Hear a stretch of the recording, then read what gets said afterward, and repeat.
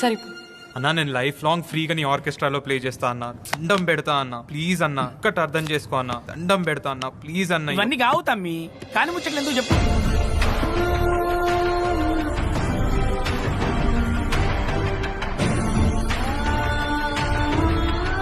14 lakhs.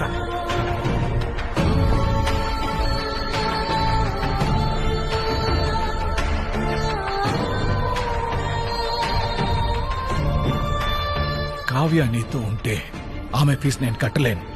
దయచేసి ఆమె జీవితాన్ని నాశనం చేయకండి. నాకు డాక్టర్ అవ్వడం చాలా ఇంపార్టెంట్.